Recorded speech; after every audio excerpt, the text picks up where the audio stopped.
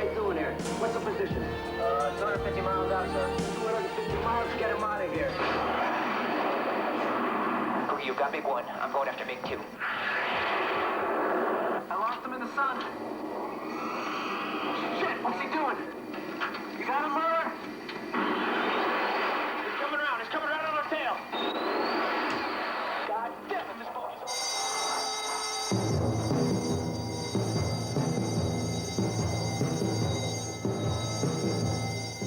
Beauvechain, dans l'est du Brabant wallon en Belgique. C'est une des principales bases de notre force aérienne. C'est aujourd'hui alerte QRA, ou Quick Reaction Alert. Pour l'armée belge, c'est une participation importante dans le système anti-aérien de défense mis au point par l'OTAN. Ces deux pilotes sont maintenus 24 heures sur 24 en état d'alerte et peuvent faire décoller leur F-16 en moins de 7 minutes. Ils ont pour mission d'intercepter tout avion ou objet volant suspect au-dessus du territoire belge.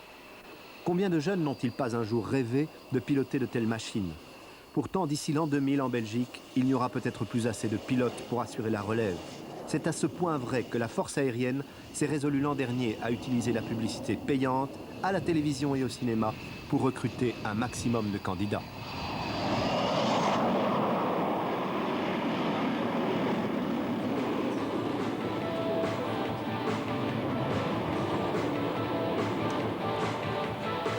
Tu as entre 17 et 25 ans. Tu as déjà ton diplôme d'humanité, tu vas bientôt l'avoir. Tu rêves de devenir pilote à la force aérienne. Alors, écris à la boîte postale 1, 1000, Bruxelles 1. Et si nous démontions cette publicité pour aller au-delà du rêve? Recruter un grand nombre de pilotes, oui, mais pour quel résultat? La tentation n'est-elle pas d'augmenter les effectifs en baissant les critères d'admission? Beaucoup d'instructeurs de la force aérienne se plaignent aujourd'hui d'une baisse du niveau général de certaines promotions, d'où le risque d'avoir de moins bons pilotes en fin de formation. Actuellement, sur 100 candidats qui se présentent au CMA, Centre de médecine aérospatiale de l'armée, seulement 20 accéderont au travail en escadrille à la fin de la formation. C'est une réalité vécue chaque année par les 1000 candidats élèves pilotes qui subissent au CMA une série de tests draconiens.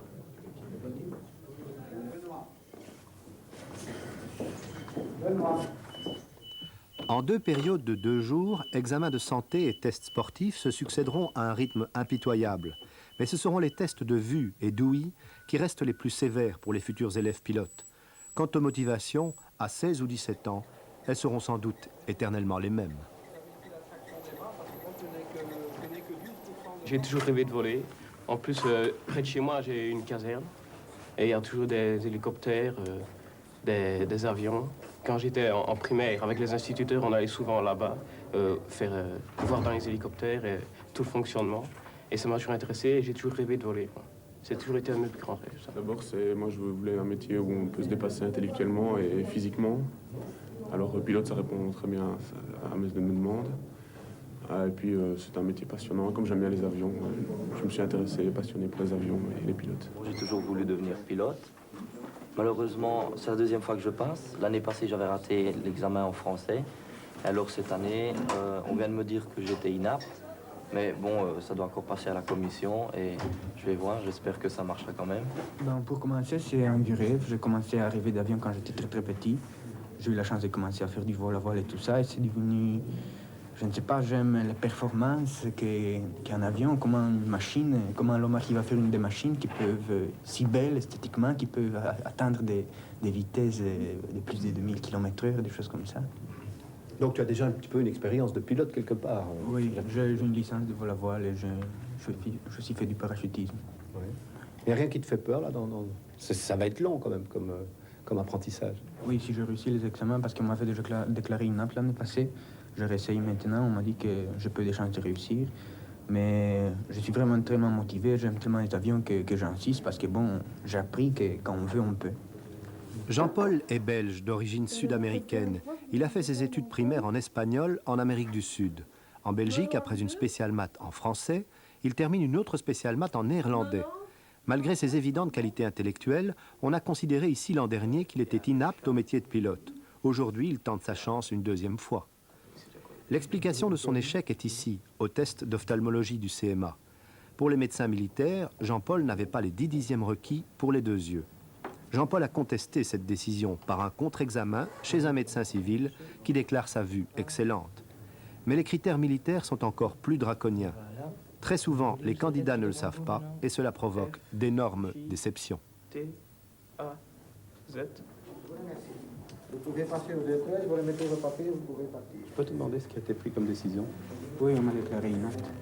Mais c'est bizarre parce que bon, l'année passée, on m'avait déclaré inapte Monsieur Etienne. avec un exercice bon, que je suis conscient que je crois que je ne l'ai pas fait bien ici. Ouais. Mais alors bon, comme je fais du vol-à-voile et tout ça, j'ai déjà fait des tests pour voler, pour faire évidemment pas assez si approfondi. J'ai contacté un major ici à la Force aérienne, pilote F-16, il m'a envoyé chez... Bon, j'ai commencé par être à Saint-Luc. À Saint-Luc, on m'a dit, tu as été cornéenne, oui, mais pas de problème. Alors, bon, je parlais avec lui, il m'a dit, oui, si tu veux faire appel, bon, on ne fait pas appel, mais on peut voir si vraiment tu as un problème ou non. Alors, c'est major m'a mis en contact avec moi. C'est dur de s'entendre déclarer inapte lorsqu'on a rêvé toute sa vie de F-16. Mais c'est le rôle du CMA d'expliquer au candidat qu'il a postulé à un certain niveau et qu'il est normal pour la sécurité aérienne d'imposer à ce niveau des critères d'accès très stricts. C'est à Brustem que nous allons suivre à travers 2 candidats les filières possibles de la formation de pilote. Hugues Bernard a 24 ans. Il est diplômé de l'école royale militaire. Sa formation est à la fois universitaire et militaire. Freddy Barthélemy, 27 ans, pilote auxiliaire. À la différence d'Hugues, sa formation de pilote est beaucoup plus rapide. Le cas de Freddy est d'ailleurs unique. Après avoir été refusé pour raison médicale à la force aérienne, il postule à la force terrestre où il passe le brevet de pilote d'hélicoptère. Les critères d'admission ayant changé, il est finalement accepté comme candidat pilote à la force aérienne. Hugues et Freddy suivent ici un programme de formation avancée sur Alpha Jet. Tous ces vols d'entraînement exigent de la part du pilote une attention extrêmement rigoureuse et une tension d'esprit permanente, car les réflexes doivent parfois jouer au dixième de seconde.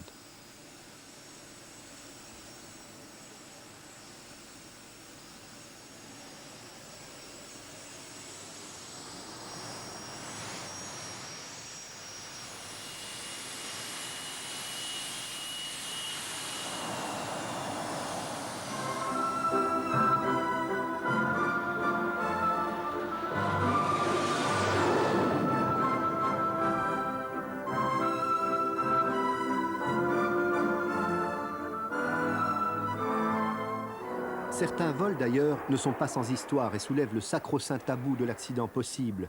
Et c'est vrai que certaines situations banales peuvent tourner au drame. Ainsi, par exemple, lors de ce vol d'exercice filmé par nous, où rien, on s'en doute, n'avait été prémédité.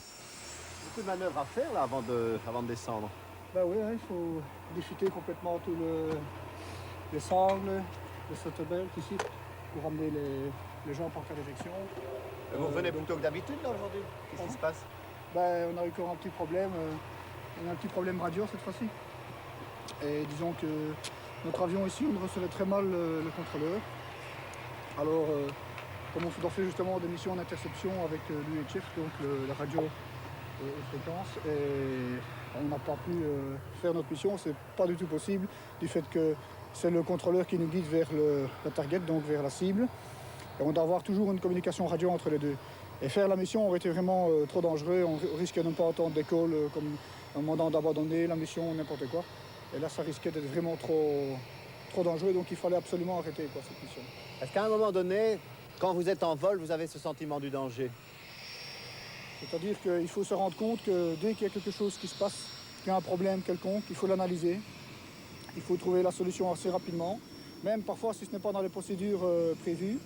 Et alors il faut prendre action de toute façon et atterrir le plus rapidement possible ou demander de l'aide à notre avion. Il faut faire quelque chose.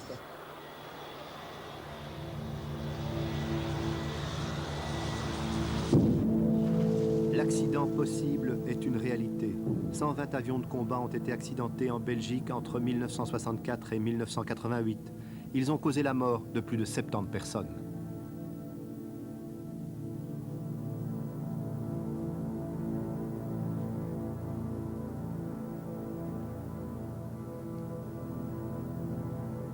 « 40% des accidents d'avions militaires auraient pour origine une cause technique.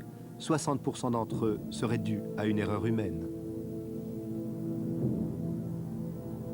Quand on parle de facteur humain, on parle de inattention, par exemple.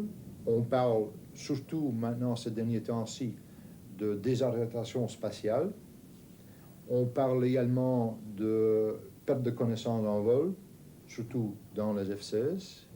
C'est un problème avec lequel nous avons quand même dû vivre pendant des années et auquel nous essayons maintenant de trouver quand même des solutions.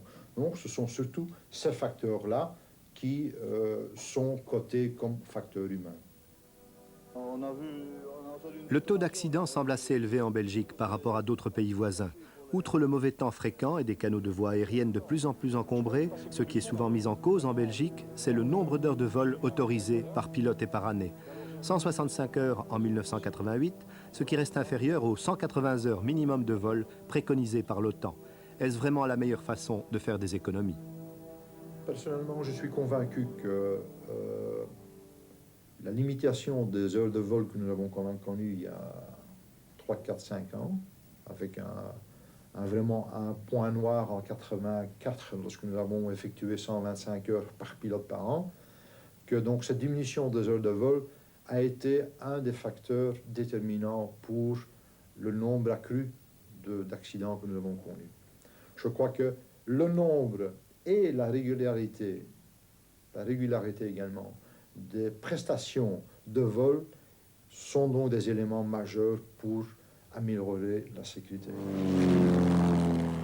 Un vœu du colonel Bertram qui sera entendu, nous l'espérons, par les autorités responsables. La formation élémentaire des jeunes pilotes se donne à Gaussoncourt sur avion Marchetti. Chaque année, 2 promotions d'élèves pilotes y subissent un entraînement de base rigoureux et très sélectif. Tous sont en général des mordus de l'aviation depuis leur plus jeune âge. Ils viennent de tous les horizons et comme c'est le cas pour une dizaine d'entre eux cette année, ils ont suivi une formation au cadet de l'air avant d'entrer à l'armée. Le premier vol? C'était le premier vol, oui. Alors ça fait quel effet le premier vol? C'est super dingue. On a fait quelques loops, on a fait un peu d'accro, c'est impressionnant, c'est super. Mais j'ai bien remarqué, il y a énormément à apprendre, énormément. Est-ce qu'il y a des choses auxquelles on ne s'attend pas là, qui étonnent, comme ça, un premier vol? J'ai l'impression que l'orientation, ça doit être vraiment très très difficile. Et oui, ça va quand même assez vite, il faut tenir énormément à l'œil, donc c'est assez étonnant. Oui, c'est splendide, c'est vraiment beau. Pas trop de mal de l'air? Non, j'ai bien supporté. Il faut un peu pousser sur les muscles, mais ça va. Bien sûr, il n'y a pas de vol possible sans un apprentissage théorique correspondant. Mais sur 52 semaines de formation à Gaussoncourt, 32 semaines seront consacrées au vol proprement dit. On est habitué à rien du tout, sauf à rouler en voiture ou à vélo ou à marcher. Et on ne sait pas ce que c'est que la 3e dimension. Le moniteur commence à nous montrer ce que c'est que de l'acrobatie, donc on fait des loopings, des tonneaux, etc. Et en général, on apprécie, c'est vraiment incroyable. On voit ce que c'est le vol, on est en danger, c'est formidable. C'est mieux qu'à Walibi en tous les cas. Les cours de base accessibles à toute intelligence moyenne sont très exigeants dans leur continuité. Études des types d'appareils, techniques de navigation en vol, météo et mathématiques, et tout cela en anglais.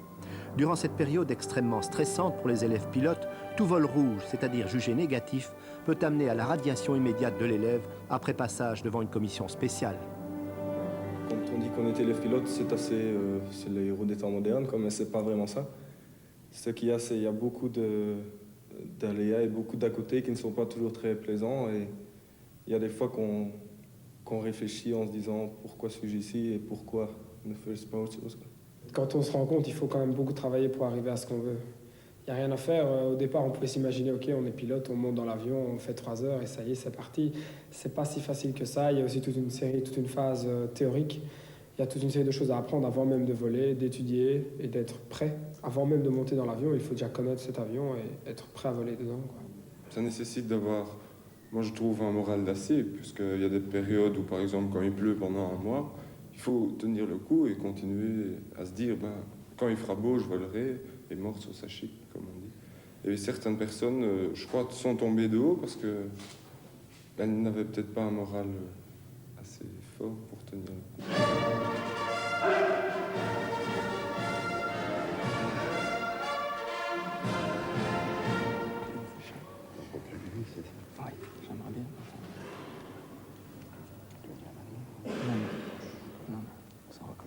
L'un des grands moments de la vie d'un pilote, c'est la remise de ses ailes, une cérémonie qui se situe 2 ans après le début de sa formation.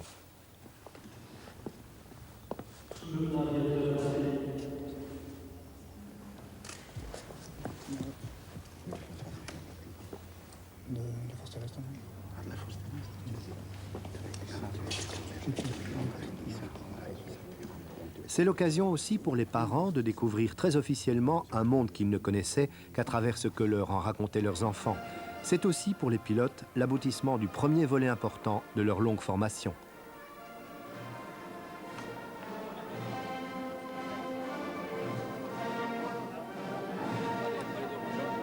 Vous êtes ému? Oui, beaucoup. Je suis contente pour lui puisque c'était son idéal. Il a pu se réaliser, c'est très bien. On est ému, bien sûr. Qu'est-ce que ça vous fait, là? Vous pouvez le dire? Oui, on est heureux, je vous dis, pour le fils qui est arrivé à se réaliser. Mais en tant que maman, il y a beaucoup de dangers quand même. Il faudrait que ce soit rien qu'un sport. Mais malheureusement, ce n'est pas qu'un sport. Il y a toujours l'armée, donc la guerre, en cas de guerre. Quoi. Et puis c'est très dangereux quand même. Nous avons donné tout pour réussir dans votre profession. Car si bien voler et voler beaucoup devait être votre rêve, vous ne pourriez jamais oublier que cette passion doit cadrer dans la profession que vous avez choisie. Ça doit être votre raison d'être, c'est d'effectuer des missions de guerre pour préserver la paix.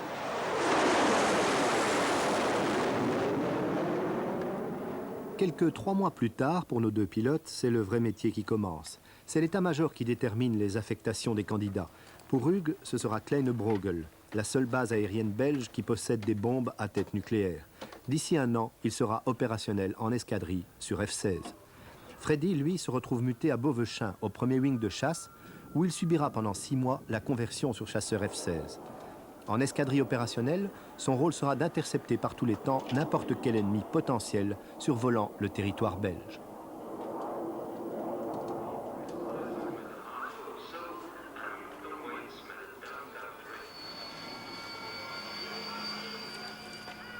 Hugues, comme Freddy, sont devenus pilotes d'un avion qui, avec son matériel de maintenance, représente près d'1 milliard de francs. Ensemble, ils ont à peine 50 ans. L'apprentissage théorique du F-16 va donc continuer jusqu'à le connaître à fond dans les moindres recoins. Il faut certaines facultés. Il ne faut pas spécialement être suprêmement intelligent, mais bon, il faut quand même avoir un minimum. Et alors, c'est surtout pouvoir comprendre une machine, pouvoir la maîtriser, pouvoir faire 3, 4, parfois 5 choses en même temps, avoir beaucoup de jugement et beaucoup de, je veux dire, d'équilibre mental, être bien stable. Et pas se laisser impressionner par des petits problèmes, pouvoir les surmonter facilement. C'est ça en fait le métier, le problème d'être pilote, c'est d'avoir les capacités qui sont requises et qui n'ont rien à voir avec un niveau intellectuel ou un niveau physique quelconque. Cet équilibre physique et psychique, Freddy l'entretient chaque semaine en pratiquant le judo, où il est ceinture noire. Dans la région de Charleroi où il habite, il ouvrira d'ailleurs d'ici peu sa propre salle d'entraînement.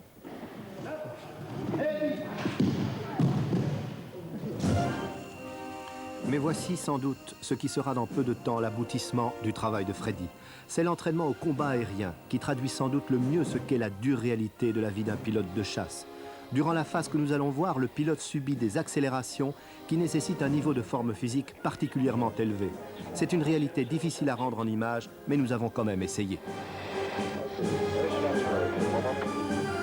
Roger, descend now to 3000 feet and check the QNH 1003. Descend to 3000 feet and check. Yes, this is more northwest.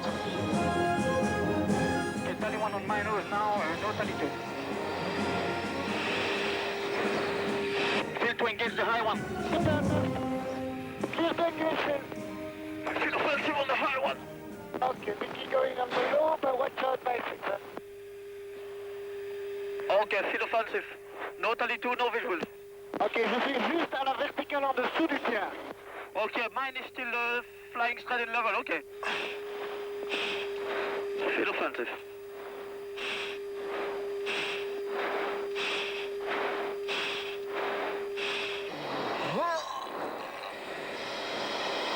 Oh boy, oh boy.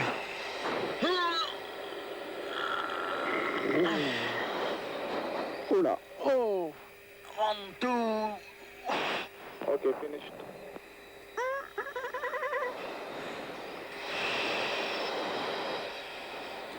Grâce à la centrifugeuse, une cabine qui tourne à grande vitesse sur un axe très court, on peut reconstituer ces phases difficilement visibles de la vie en altitude du pilote. À gauche, le nombre de jets encaissés par le pilote. À droite, le nombre de ses pulsations cardiaques à la minute. À chaque jet en plus, Freddy subit grosso modo une accélération ou plutôt une pression qui équivaut au poids de son propre corps. Remarquez lorsque le nombre de jets monte rapidement, le vieillissement que subit le visage en quelques secondes. Imaginez la sensation si l'on vous tourne dans un seau au bout d'une corde.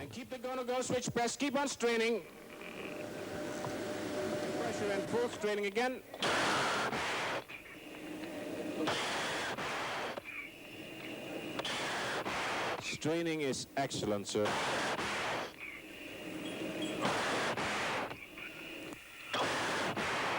Very good.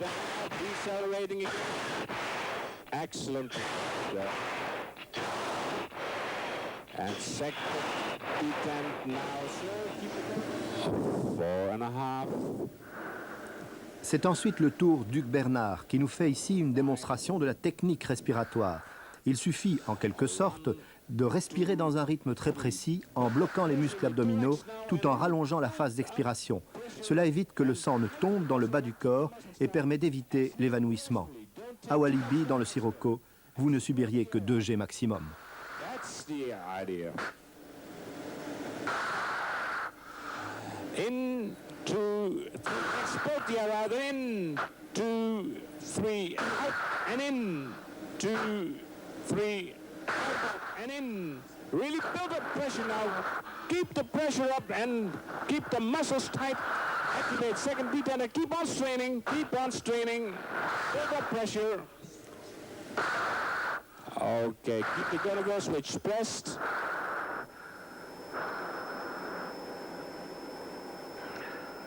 Le métier de pilote, on vient de le voir, exige une résistance physique à toute épreuve, en plus de qualités de sang-froid et d'évaluation extrêmement rapide et rigoureuse. Mais c'est aussi un métier qui prépare à la guerre en première ligne. Cela ne pose-t-il pas un problème moral à un jeune pilote comme Hugues qui débarque dans une escadrille nucléaire? La chose essentielle, c'est l'équilibre. Et je crois qu'on doit tout faire pour essayer de garder cet équilibre. Et j'ai la ferme conviction de participer à cet équilibre. Certains, bien sûr, vont dire oui, c'est l'équilibre des forces, c'est l'équilibre de la violence, etc. Mais je ne vois pas du tout ça dans ce sens-là. Pour moi, c'est un équilibre, disons, à court terme, qui doit finalement amener les gens à ce qui se passe pour l'instant, ou ce qui s'est passé il y a quelques mois, des négociations politiques, etc., qui peuvent mener à des choses finalement très positives, à très haut niveau, comme entre le président Reagan et le président Gorbatchev. Et j'ai l'impression que nous sommes là pour garantir l'équilibre à court terme, en attendant que ces gens, à long terme, s'arrangent entre eux. Et c'est tout à fait dans ce sens-là que j'exerce mon métier, disons. Une partie de l'entraînement à Kleinbrogel concerne le largage des bombes à tête nucléaire en territoire ennemi. C'est une phase plus secrète de l'apprentissage. Ce n'est donc pas un hasard si l'on trouve ici le seul exemplaire de simulateur F-16 existant en Belgique. Cet appareil, qui coûte à lui seul le prix de 2 F-16, permet de reconstituer les phases finales de n'importe quel accident d'avion, mais aussi de simuler toutes les pannes qui peuvent arriver en vol.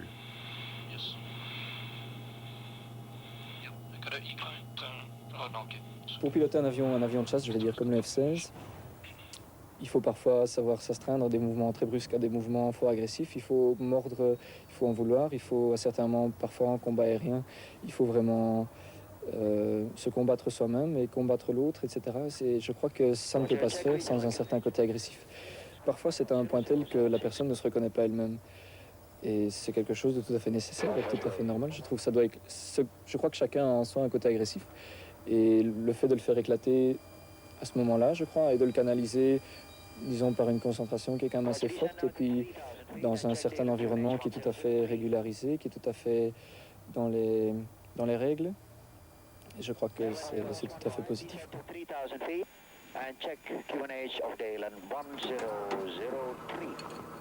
Bien entendu, Hugues et Freddy ne sont pas les seuls pilotes de la force aérienne. Nous sommes ici au 3e wing tactique de Bierzet, où nous avons surpris une escadrille opérationnelle dans son travail quotidien. On y trouve 20 pilotes qui volent sur les vieux Mirage 5, en service chez nous depuis 1970. Son rôle principal est celui de chasseur-bombardier. Au sein de la force aérienne, l'ensemble du 3e wing participe à tous les exercices importants mis sur pied par l'OTAN, comme les manœuvres Takevan, Dédalos ou AMF, ces dernières assurant la défense en Europe des points faibles de l'OTAN.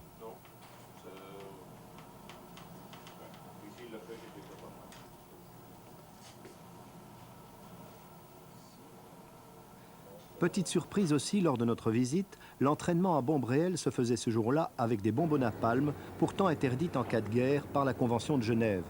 Mais c'est une pratique courante en temps de paix, pour de raisons, nous a-t-on dit, d'économie budgétaire. Une fois par an, chaque pilote a droit à aller larguer 2 bombes napalm.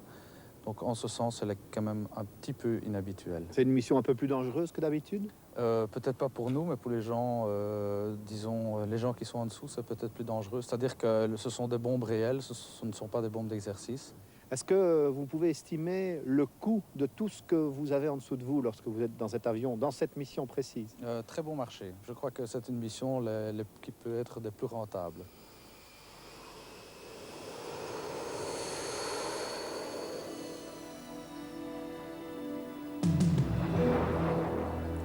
La question finale pourrait bien être en effet, quels choix financiers doivent être faits pour notre force aérienne dans les années à venir pour qu'elle soit à la fois efficace et rentable dans le contexte européen qui s'annonce tout proche? On remplace aujourd'hui une partie des Mirage 5 par les F-16, mais à l'horizon 2000 se profile déjà l'achat de nouveaux avions pour les remplacer. La Belgique est un petit pays, mais elle joue un rôle central évident au centre de l'Europe. Un seul pilote formé à la force aérienne coûte à lui seul entre 20 et 30 millions de nos francs. Folie, diront certains. Mais ce jour-là, dans le ciel belge, on signalait un avion non identifié. C'est l'alerte QRA et il faut faire très vite.